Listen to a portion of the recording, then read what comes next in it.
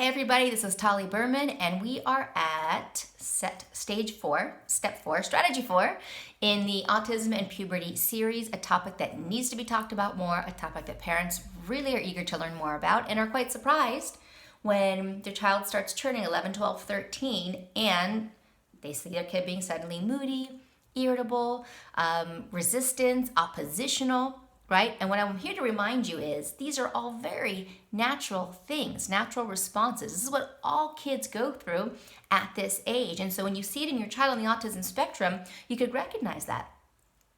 All right, this is what happens at this age, and it needs to be addressed just like it needs to be addressed and supported with any other kid. So I've talked about several strategies. The first one is really talking to your child about puberty, helping your child become knowledgeable about the processes that are happening in his body to help shift the confusion into a place of understanding and preparation.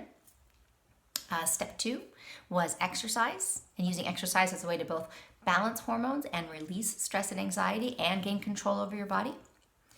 Strategy number 3 was strategy number 3 that we were just talking about a moment ago was independence. Sorry, I forgot about that one. How to help your child become more independent and therefore avoid the frustration of being 12, 13 years old and being so dependent on your parents for so many things. And here's number 4. Number 4 is the importance of speaking to and teaching to your child's true intelligence.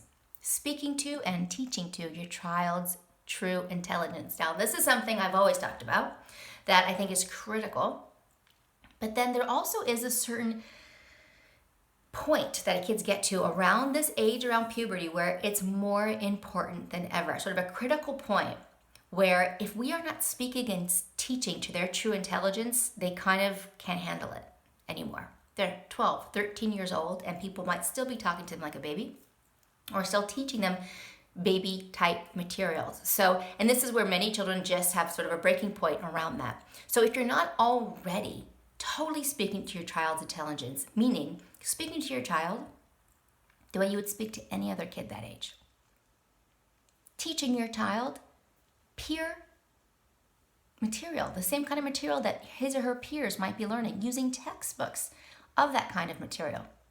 Right? Because here's an example. A family I'm working with in New Zealand has a girl who's getting towards that age, a little prepubescent, but they're seeing with her aggressive behaviors and meltdowns and biting herself and pulling her hair and scratching and pinching.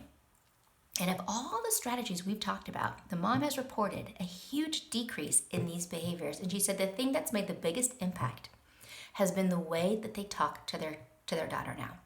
They talk to her like, here's the thing. Here's what we're going to do. Here's why we're going to do it. Let me explain to you what's going on. They started reading to her literature and found that she's actually fascinated by civil rights and reading biographies about civil rights activists, right? And she just like lights up and tunes in. But they are beginning to speak to her and expose her to materials that is satisfying her true intelligence versus always feeling like she's not being seen and being undermined for her intelligence, which you can imagine how frustrating that might be. And speaking to her in that way. And the more they speak to her in that way, the more she's been able to release and let go of a lot of the frustration that she is not being seen or taught to her true capacity. And that's an important thing to do always, but especially at this age of prepubescent and puberty, where they are really developing and further evolving their own sense of self, like all kids would do, how other people see them, how they see themselves. It is even more important to treat them in this way, to talk to them in the way they deserve to be talked to teach and expose them to materials that all kids their age are exposed to. And this will help them really transition through their years of puberty with as much grace and ease as possible, because it will be a much more empowering and respectful process for them. So there, of course, is so much more I can talk about, but these 4 strategies are ones I really wanted to share with you. I would love to hear from you. Feel free to scroll on down below.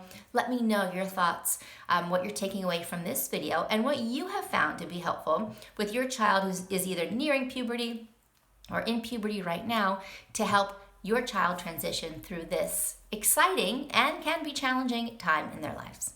So please join the conversation. I would love to hear from you.